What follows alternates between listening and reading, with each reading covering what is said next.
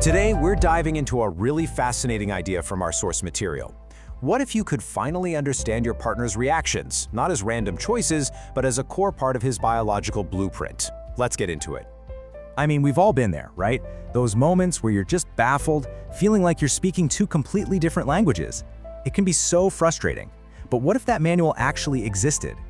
Well, the idea here is that the manual does exist. It's just not written in words. It's written in the very wiring of his nervous system. And the goal isn't to change him, it's to finally learn how to read his unique language. And that brings us to this core concept, temperament. Think of it as the unchangeable hardware of the soul. It's the fundamental speed and intensity of his nervous system's reactions. It's something he was born with, and according to this framework, there are 4 distinct types. First up, we have the choleric man. The best way to picture him is as a powerful, unstoppable engine. This is a man of action, high energy, and intense focus. So what's going on under the hood? Well, his nervous system is basically all gas and no brakes. Excitation is way stronger than inhibition. This means he heats up slowly, but once he hits that boiling point, watch out, he can really lose control. And because that braking system is so weak, it takes him forever to cool down, which is why he might seem to hold a grudge. So how in the world do you talk to this unstoppable engine? Here's the game plan. First, loyalty is everything, because he's naturally a bit distrustful. Second, when an argument starts, don't try to reason with a hurricane. Let him vent, let the storm pass. Then you can talk facts, and you might have to be the one to wave the white flag and bring in the calm, because it can take him a while to even realize how harsh he's been. Okay, next up is the sanguine man, or the balanced optimist. And really, he's a whole different ballgame. This is your energetic, open, life of the party kind of guy.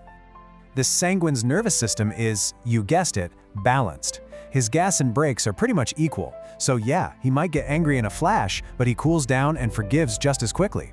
He's an open book. What you see is what you get. He absolutely thrives on positive energy, but on the flip side, constant negativity, or what he perceives as nagging, will just suck the life right out of him. To really connect with a sanguine man, you've got to match that open, positive energy. He doesn't do well with secrets or withdraw on partners. And after a disagreement, move on. Switch back to being happy quickly, he's already forgotten about it. But there's a little warning here. Because he's so social, he needs to feel that freedom and good vibe at home.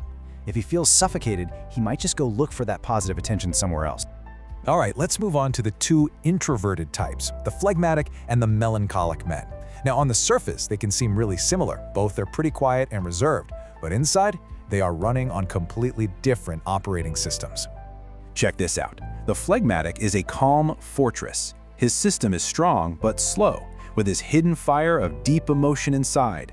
Then you have the melancholic, the sensitive soul. His system is much weaker, making his inner world more fragile, but it's often where you find incredible creative genius. You can see their needs are totally different. One craves peace, the other needs protection. Let's dive into the phlegmatic man. Please don't mistake his quietness for not caring. The source says he has a vast, raging inner world, but he just doesn't have the biological hardware to show it easily. He's incredibly stable, super reliable, but he will completely shut down if you rush or pressure him. And this is so important, because he internalizes all that stress. Living in a high-conflict home can be a serious risk to his physical health. So for the phlegmatic man, patience is everything. The #1 rule is the no rush rule. Give him one thing to think about at a time and plenty of space. You might also need to become a bit of an expert at emotional extraction, gently asking him questions to help him tell you how he feels.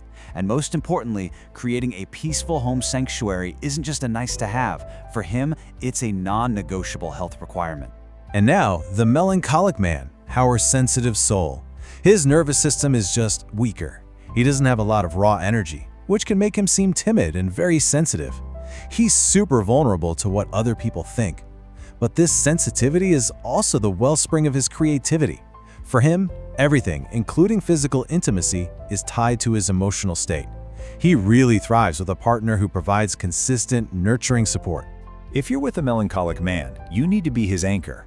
He needs to hear, "I believe in you," and "We've got this" all the time. It's like fuel for him. And when he gets stuck in a pessimistic loop, your job is to gently guide him to the next positive step. Remember, arguments don't just upset him, they physically drain him. So a gentle, safe harbor of a home is absolutely what he needs to flourish. So we've met all 4 types. But what happens when you put them together in a relationship? Well, this brings us to the final piece of the puzzle, which the source calls the law of resonance. You know that old saying, opposites attract? Well, according to this theory, when it comes to the basic wiring of our nervous systems, that's just not true. In fact, it argues that similarity is what actually creates harmony. And this chart really lays it out. The ideal matches are often like with like. 2 sanguines, they get each other's energy. 2 phlegmatics, they both just want a quiet life. But look at this last one. The source specifically flags the choleric and melancholic pairing as dangerous, suggesting it can easily fall into a really destructive abuser and victim dynamic. But this doesn't mean you're doomed if you're not an ideal match. The key is growth. Each type has its own work to do. Cholerics need to learn some restraint. Sanguines need to develop more empathy. Phlegmatics have to learn to trust and open up. And melancholics really need to work on positive thinking. So there you have it. 4 blueprints, 4 completely different ways of being wired. And the point isn't that one is better than another. The point is that real mastery comes from understanding the specific blueprint you're working with. And that brings us to the biggest takeaway of all. True mastery in your relationship begins the moment you stop trying to fix him and instead start building communication strategies that actually work with his natural energy. So, if you're sitting there thinking, okay, I think I know what he is, but what am I? The source suggests a great next step. Take the Eysenck personality test. It's a tool that can help you identify these core types for both of you. And that really leaves us with one final, powerful question.